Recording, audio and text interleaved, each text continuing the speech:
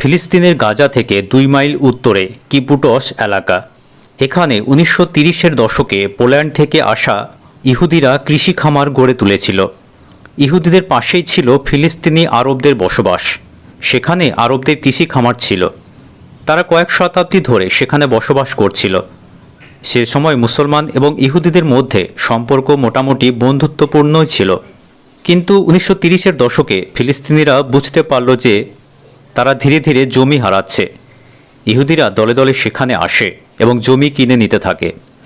মধ্যপ্রাচ্যের ফিলিস্তিন নামের যে এলাকা, সেটি ছিল অটোমান সাম্রাজ্যের অধীন। প্রথম বিশ্বযুদ্ধে অটোমানদের পরাজয়ের পর ব্রিটেন ফিলিস্তিনের নিয়ন্ত্রণ নেয়। 1917 সালের নভেম্বর মাসে তুরস্কের সেনাদের হাত থেকে জেরুজালেম দখল করে ব্রিটেন। 1917 থেকে 1948 সাল পর্যন্ত ফিলিস্তিনের ভূমি ব্রিটেনের নিয়ন্ত্রণে ছিল। তখন ব্রিটিশ সরকার সিদ্ধান্ত নিয়েছিল ফিলিস্তিনের মাটিতে ইহুদিদের জন্য একটি আলাদা রাষ্ট্র গঠনের জন্য সহায়তা করবে। ব্রিটেনের তৎকালীন পররাষ্ট্রমন্ত্রী লর্ড আর্থার জেমস বেলফোর বিষয়টি জানিয়ে চিঠি লিখেছিলেন ইহুদি আন্দোলনের নেতা ব্যারন রথস্চাইল্ডকে। তৎকালীন ব্রিটেনের পররাষ্ট্রমন্ত্রী সে চিঠি বেলফোর ডিক্লারেশন হিসেবে পরিচিত। ইহুদিদের কাছে ব্রিটেন প্রতিশ্রুতি দিয়েছিল ফিলিস্তিনের জমিতে তাদের জন্য একটি রাষ্ট্র গঠনের সুযোগ করে দেবে।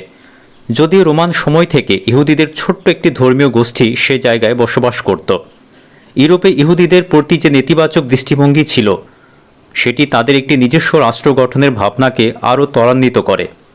1933 সালের পর থেকে জার্মানির শাসক হিটলার ইহুদিদের প্রতি কঠোর হতে শুরু করেন।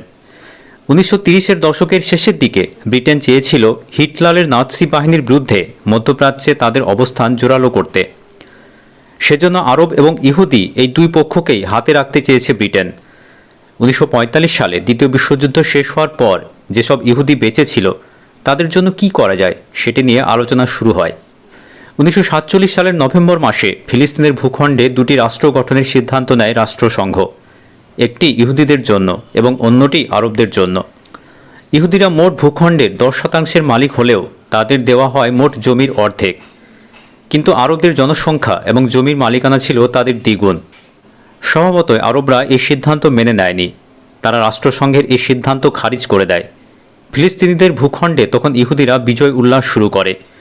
1948 সালের 14 মে ফিলিস্তিন ছেড়ে চলে যায় ব্রিটেন। একই দিন তৎকালীন ইহুদি নেতারা ঘোষণা করেন সেদিন রাতেই ইহুদি রাষ্ট্রের জন্ম হবে।